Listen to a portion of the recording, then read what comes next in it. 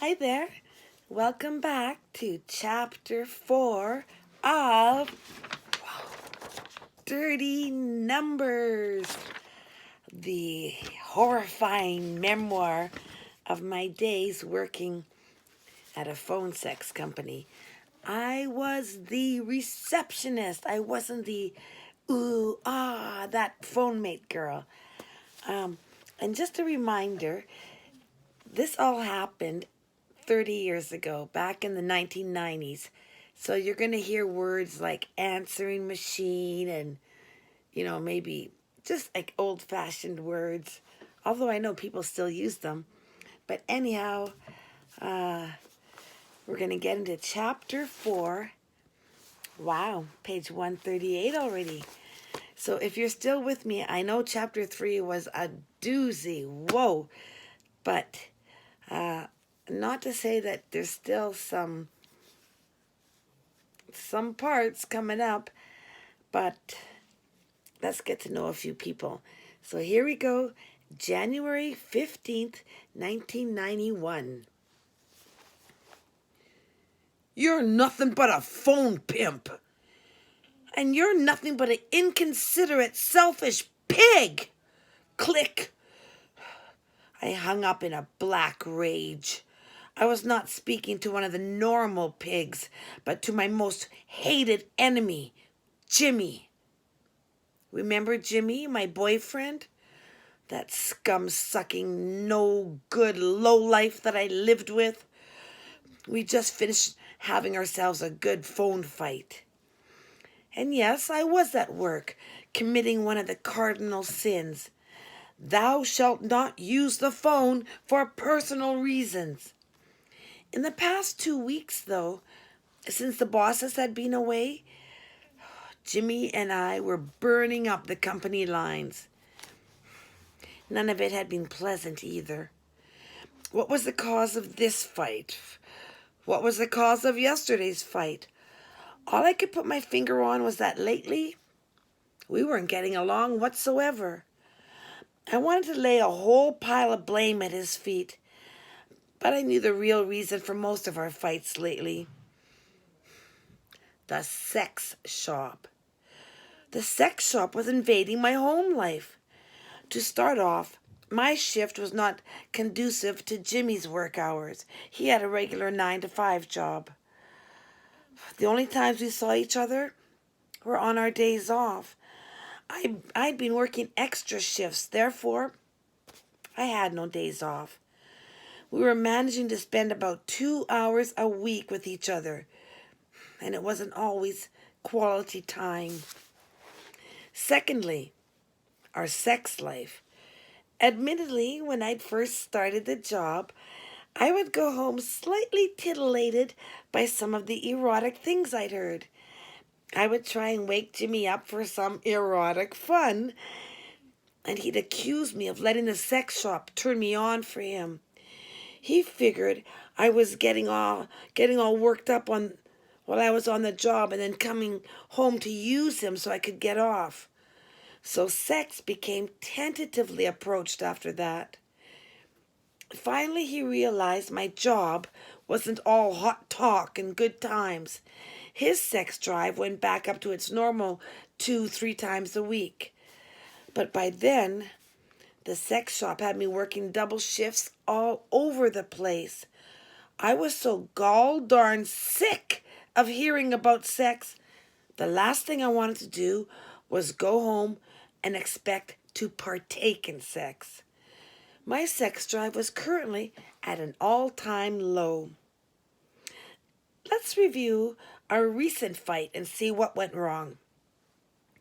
Jimmy tried to wake me up early this morning for a bit of fun. I came to yelling, "Hello, can I help you? Have you used our service before?" Jimmy kept shaking me and saying, "Jessie, it's Jimmy." And I was saying, "Your last name, Jimmy." Finally, I realized where I was, at home in my bed. Jimmy didn't look pleased, but that's only because it wasn't the first time that this had happened. With all the hours I've been putting in lately, I'd taken to dreaming of this sex shop. I might be laying in bed and hear the phone ring. And as I'd struggle to awaken, my mind would count the rings, and I'd begin to panic if the phone rang more than 2 times. But back to this morning. By the time I came around, Jimmy was not so aroused anymore, but didn't bother me none. I got out of bed for a glass of water while Jimmy was in the shower. He came out and he saw me in my slinky white nightgown and he said, "You have such a nice body, Jess." And I replied, "Shut your mouth! Do you have to talk so dirty all the time?" And I stormed back into bed and I refused to say another word to him. Okay, that was it. Whose side are you on? Scene. Work was slow. This is a weird shirt I brought. It looks like the screen ends right there. But just try to ignore it. Work was slow. I had brought a swatch of fabric and a dress pattern to work on, thinking I'd sew in the downtime. Instead, I sat like a lump in that chair, brooding over Jimmy. "Hi, can I help you?" "Yes," said a civilized voice. "Do you take Amex?" "Yes, we do," I answered. "Up the ass?" he inquired, earning himself a hang-up. I continued brooding. Calls like that were a minor interruption in my day. Why couldn't Jimmy give my job as much respect as I gave to his? He was a commodities broker, which meant he took orders for things like precious metals to pork bellies. If anything other than a receptionist, I prefer to think of myself as a sex broker. Simply put, I took orders for phone sex. "Hi, can I help you?" "Yes, do you do phone sex?" Well, the girls do," I stuttered. "What are you?" he inquired. "I'm the receptionist," I replied. "Oh, I get it," he decided. "That's where you start, right? And if the customer likes your voice, then you move up to doing the sex calls. Am I right?" No, that's not how it works," I said, trying to keep a strange sort of derision out of my voice. "I prefer to be the receptionist." "Well, you can tell your boss that I think you got a sweet voice," he flattered me. "Sure," I gave up easily. "You want to place an order?" "Probably. What's the charge?" I gave him the information and he bought it. "And what magazine have you seen our ad in?" I asked. "Club," he said. "No, wait. High Society. No, wait. It was Hustler. Yeah, it was Hustler. That's the magazine. I have so many in front of me. I like looking at them, you know." "Is that right?" I said when I really wanted to sarcastically say, "No kidding." I'm sure he contributed to the sex business's $1 trillion market. "A phone mate will be calling you shortly," I told him. "And don't worry," he assured me. "Keep at it. Work hard. And one of these days, maybe you'll be the one calling me." This sex broker would have liked to have broken his nose. Scene. "Jimmy!" I screamed into the answering machine. "If you're home, pick up the phone!" I'd gotten tired of mulling over my boyfriend problems and thought I'd call home and straighten things out. It was a supper hour and Jimmy got home at this time every day. I knew he was home, but he was avoiding me. Thus, my conciliatory feelings were quickly turning malevolent. The phone rang, so I hung up on the dead air of my answering machine. "Yes, hello, can I help you?" "I sure hope so." "Have you used our service before?" I quickly asked. "No." "The phone, is it listed in your name?" "I'm not sure," he replied. "You're not sure?" I repeated. "Oh, I'm just babysitting here," he admitted. For that answer, he received the dial tone in his ear. I punched out my number again, and once more the machine came on. Jimmy, I wailed. I know you're there. Pick up the phone. No answer. Jimmy, I have something I want to say to you. We need to talk. The phone was picked up and Jimmy came on. What do you want to talk about? Jimmy, I began before being interrupted by a ringing phone. Just hang on. I put Jimmy on hold and picked up the other line. Yes, can I help you? Give me a woman to talk to, a voice ordered. Have you used our service before? No, he hadn't. Is the phone listed under your last name? Yes, it was. Do you have a major credit card? Yeah, I do, he replied. But listen, I don't expect to pay for anything. How else do you expect to get a call? I asked him. Some places give out free calls, he tried. Not this place, I informed him. Do you want to place an order or not? Not if I have to pay for it, he stated, staying on the line. I severed the connection and went back to Jimmy. Okay, I'm back, I announced. Jimmy, you know... Another phone line lit up. Ah, shit. Hang on. Jessie, he began. Jimmy, I can't let the phones ring. You know that, I said as fast as possible. Now just hold on. I picked up the other line. Yes, can I help you? I've got a credit card, he greeted me. Fine. Your name? I said, grabbing a file card and preparing to take his info as quickly as I could. Jimmy hated being put on hold. David Jones. Is the phone in your name? I remembered to ask. Sure. And what credit card are you using? Master, he declared. Master? I echoed.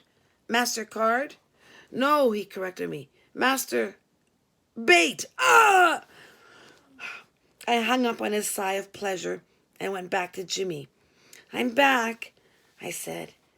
He wasn't happy. If you're going to keep putting me on hold, can you at least make sure the radio station is tuned in better? There's so much static you can barely hear those golden oldies. Don't get snarly, I advised him. Perhaps I had the monopoly on that. Would you just listen to what I have to say? I've been waiting, he reminded me. Okay, I know that lately, I began before another phone cut me off. I know, hold, Jimmy cuttingly said. I picked up the phone. Hello, can I help you? It's Colette, the phone mate said. Done with Larry. Great, I said, preparing to hang up. I made a mistake on that call, Colette said. I accidentally said, make me come, Peter. Peter was the call I did before Larry. Oh, well, job hazard, I said carelessly. I hung up and was about to take my boyfriend off hold when another call came in. Yes, can I help you? Frustration was starting to settle into my voice. What's the charge, ma'am? I was asked. 55, credit card only, up to 30 minutes of talk. I almost barked out. Do you want a call? Yes, I do, he replied. Your phone is in your last name? I inquired. Yes, it is. Okay, what credit card are you using? I was given his Visa number. Your name? Michael Edwards. Your phone number? He gave it to me. And your address to verify that phone number. 19 questions, he mumbled. 19 what? I spoke in a louder voice. 19 Crescent, he replied in the same fashion. Michael, I cannot make out what you're saying, I said in a very clipped tone. I heard 19 something Crescent. Oh, gee, it's so embarrassing, he weakly laughed. Okay, then, swallow. What? Swallow, he repeated. I tried to get a grip. Are you saying your address is 19 Swallow Crescent? That's right, he concluded. Why didn't you say so? I was getting very exasperated by now. You know why, he explained. That word, swallow. Whatever, I said. Do you have a preference as to what sort of lady phones you back? Is Charlotte working? Now I was mad. Michael, have you used our service before? Yes, I have, he replied. Why didn't you tell me before I wasted all this time taking your information again? I moaned. You didn't ask me, he conveyed. Next time, just say, hello, it's Michael Edwards. I've used the service before, I advised him. Then we can have a call for you that much sooner. Okay, he agreed. I'll try that next time. Now, Charlotte's not on tonight, I told him. Is there another lady you'd like to talk to? Oh, I don't want to talk to a lady, Michael said in a worried tone of voice. I want a slut. Jimmy had been on hold for almost 10 minutes. Fine, Michael, I got lots of sluts on tonight. Sorry, girls, but my mind was currently on other things. I'll have one call you right away. A real slut? He repeated. Yes, sir, a real one, I said before hanging up. I pushed the hold button and said, me again. A voice informed me to please hang up and try your call again. I did exactly that, dialing my home number once more. My voice came back at me. Hi, Jessie and Jimmy are not around to take your call. Damn it, Jimmy was around. I know he's there. Pick up the phone, Jimmy, I yelled. I have to talk to you.